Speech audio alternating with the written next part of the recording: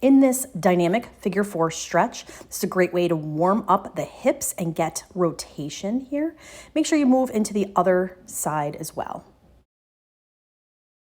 Begin by facing the wall, bend and lengthen through the knees to floss the hamstrings and create length. Then set up in a single leg stance, opening the hips and pelvis off to one side for hip airplanes. Set the feet up against the wall to activate the hamstrings.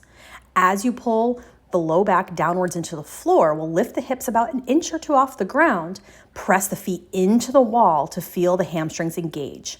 Add a slow and controlled march. Skaters are always looking for additional ways to open up the hips and particularly the groin. So this is actually a nerve glide to create space and eliminate tightness or stiffness that people can sometimes feel in the hip joint.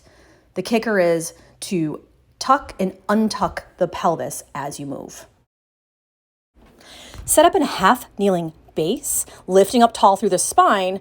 Begin to dynamically get into the hip flexor and quad.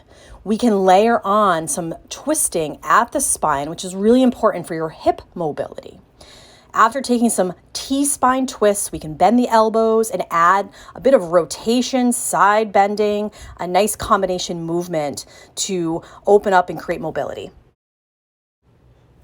Set up in a frog base with the knees wide.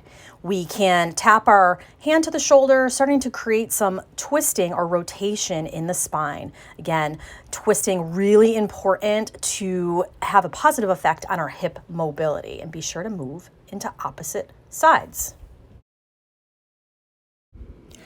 Set up in a long sitting straddle base, putting a small bend in the knees.